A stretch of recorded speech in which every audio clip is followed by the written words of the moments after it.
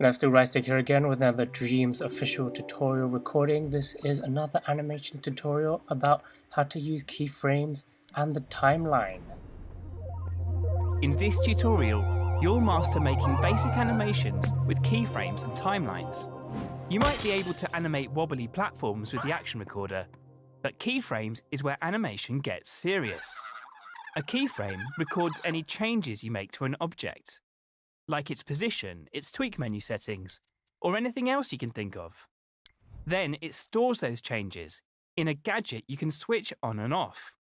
All right then, let's use keyframes to help Connie get across those platforms. Go to the assembly menu, press square if it isn't already open, and head to the Animate menu. The Animate icon is a clapperboard, that thing they use in movies before the director says, "Action!" You get to be the director now, and you can use these tools and gadgets to animate things. Start by selecting the keyframe, which is the one with the diamond and the plus sign, and stamp it in the scene above the first gap.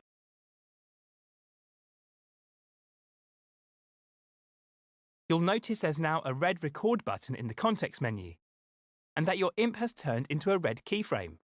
That means the keyframe is recording any changes you make in the scene. But unlike the action recorder, it only records the state of things, not a period of time. It's probably easier to understand if we put it into practice. Let's try it out on the block on the ground in front of Connie. If you grab it with R2 and place it between the first two platforms, you'll see some dashed lines appear on the block, which tells you that the keyframe has recorded the change you've made to the object. You can move it as many times as you want, but it will only record your last change. If that's not the one you want to keep, you can always undo the last change with the left directional button.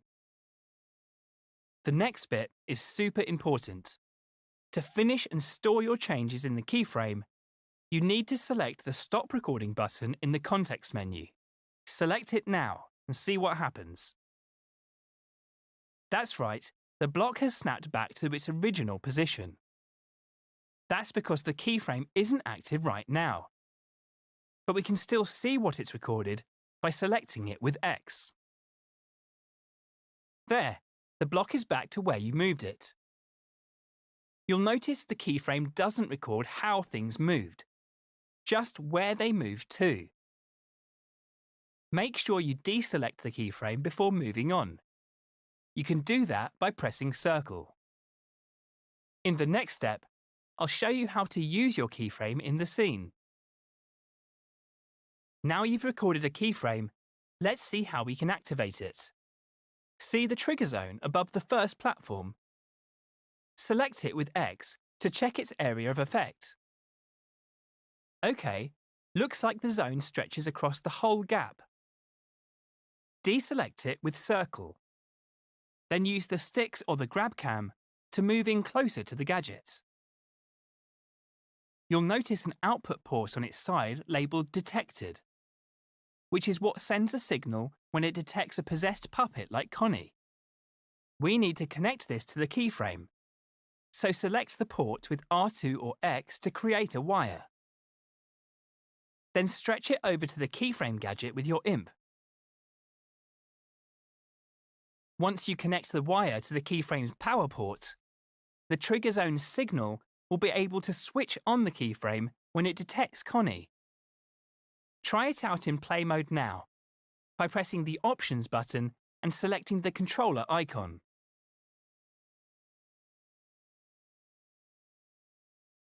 See?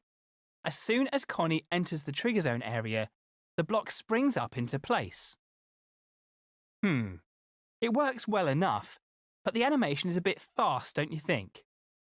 We can do something about that after you take Connie across. We've made a simple keyframe animation, but it's time to smooth it out and make it look better. Like almost everything in Dreams, keyframes can be tweaked. So open this one's tweak menu by holding L1 and pressing square over it.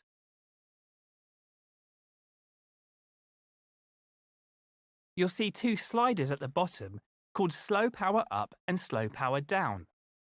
which determine how long it takes for the keyframe to turn on fully. Hover over the slow power up slider now and hold X. Then move your imp to the right to increase the value. Let's set it to 1 second for now. You can set slow power down to whatever value you like. Then close the tweak menu by selecting the cross icon in the corner, or hold L1 over the menu, then press circle. Let's see what that looks like in play mode.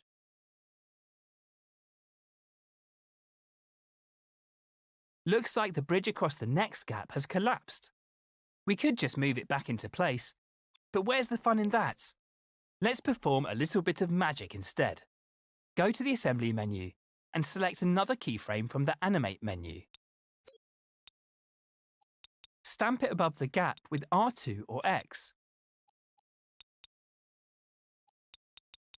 Now see if you can reassemble the bridge, grabbing the first part and moving it back where it should be. One of the great things about keyframes is that they can affect multiple objects. So you can put the other half of the bridge back too.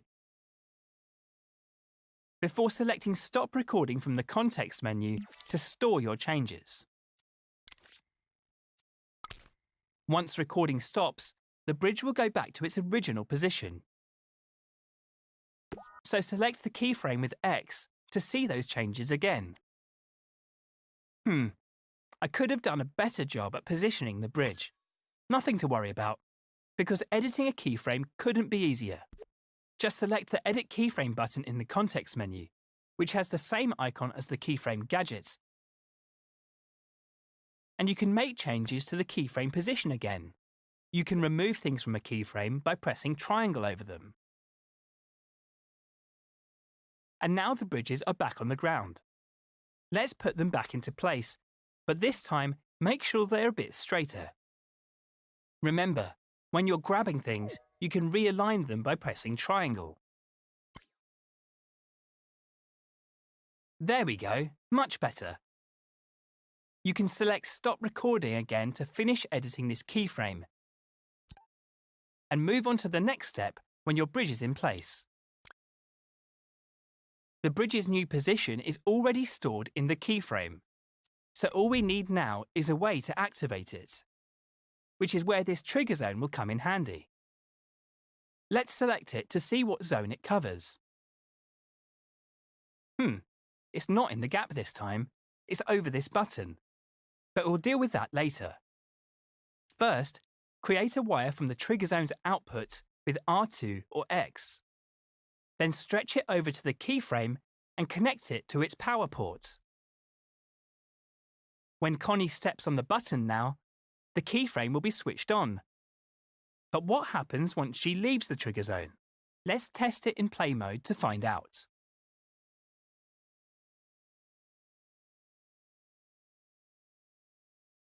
Just as I thought, when Connie moves away, the keyframe switches off. Let's head back to edit mode and see what we can do about that. Of course, we could just move the trigger zone into the gap, but this is an animation tutorial. So let's see if we can use the Keyframes tweak menu to fix the problem. Open it now with the L1 and square shortcut, and have a look at all the options there. Hovering over the buttons will bring up their names, and the one we're interested in is called Keep Changes. With this option turned on, any changes that animation makes will be permanent. So once Connie activates the keyframe, the bridge will stay in its new position until you rewind the scene. Since we're already in the tweak menu, let's also add some smoothing to that animation. I think I'll set it to 2 seconds this time. OK, time to close the tweak menu with L1 and circle, and try out these changes in play mode.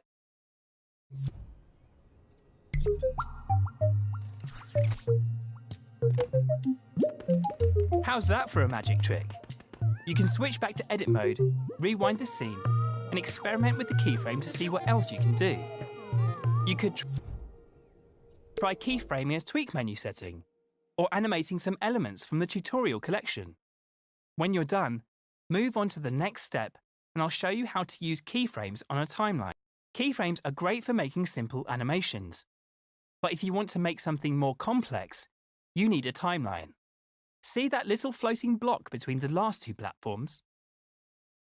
Let's use keyframes on a timeline to animate it. Start by selecting a timeline from the Animate menu and stamping it down somewhere around the last gap. Then you can use Circle to unequip the gadget. Now open the timeline, holding L1 over it, then pressing X. This is the timeline canvas. You can move the canvas with your imp by grabbing it with R2. The numbers along the top are seconds, and you can see it's set to 8 seconds by default. If you grab the edges with X, you can extend or shorten the canvas. Try setting it to around 6 seconds now. If you ever need extra space to add more things, you can also grab the bottom of the timeline. Once you're comfortable moving and resizing the timeline canvas, move on to the next step and we'll start adding things to it. It's time to animate the floating block. So get a new keyframe from the Animate menu and stamp it in the scene. Now grab and move the block to its starting position, at the edge of the platform where Cuthbert is waiting.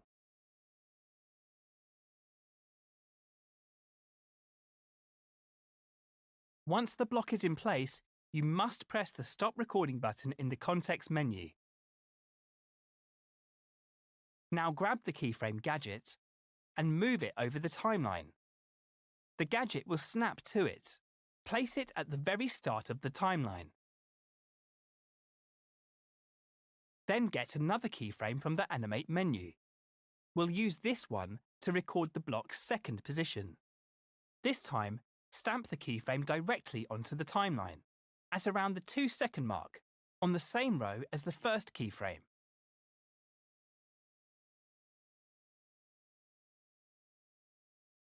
Now move the floating block to the opposite side of the gap, then stop recording. Hover over the timeline canvas and play controls will appear. Using these controls, you can preview just the timeline, without playing the rest of the scene. Select the play button to preview your animation. As you can see, gadgets are only active when the timeline's playhead is over them. So when neither of the keyframes is switched on, the block goes right back to its original position. Now we edit the animation so the first keyframe blends into the second one. To do that, open the first keyframe's tweak menu with L1 and square. Now that the keyframe is on a timeline, the buttons that were grayed out before are available. These are the blend types, and they change how one keyframe merges into the next. Select the linear button, which will blend to the next keyframe at a constant speed. If you press the timeline's play button now, you'll see the platform move smoothly between the keyframed positions. Feel free to try out other blend types and see how that affects the animation. We've got the platform moving smoothly, but we can still improve how it works. Let's start by making it wait for a moment at the start and finish, so Connie has an easier time getting on. All we have to do is scale the keyframes on the timeline so that they take up more time. You might want to get up close to the first keyframe before we start. Now, with your imp over the keyframe, hold the up directional button to extend it. Then do the same with the second keyframe. Now that the keyframes are longer, the blend has become quicker. You can see it for yourself by selecting the play button under the timeline. If you want to scale a keyframe more precisely, you can do that with their trim handles. Those are the dotted lines on the beginning and ends of the keyframes. Grab them with R2 now to give it a try.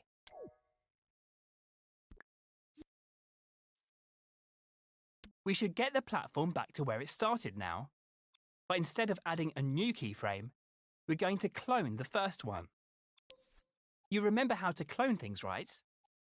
Just hold L1 and grab the first keyframe with R2. Now drag it past the second keyframe and place it by releasing R2. Now we just need to add the blending between the last two keyframes. Only this time, we'll use a shortcut instead of the tweak menu in those keyframes. Then hold L1 and press X. There you go. One linear blend added. You can even cycle through different blend types by keeping L1 held and pressing X again. Aren't shortcuts great? Use the play controls on the timeline to preview the animation. Move on to the final step when you're ready to continue. Now, because there's some timeline left at the end where none of the keyframes are active, the platform just snaps right back to its original position. There's a few ways we could fix this. For example, we could shorten the timeline, so there's no gap at the end. We could lengthen the keyframe animation, so it fills up the whole timeline. Or we could turn on Keep Changes in the last keyframe, which we can do in its tweak menu.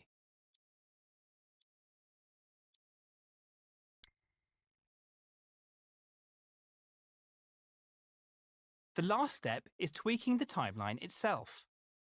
So hold L1 anywhere over it, then press square to see all the timeline's options. The playback speed makes it go faster or slower. But what we're interested in right now is the playback mode. When it's set to once, the whole timeline will play once when it's powered, even if it was only powered for a split second. When it's set to sustain, it will only play when it has constant power, stopping when it loses power, then resuming from that point if it's turned on again. And if it's set to loop, it will repeat over and over as long as it has power.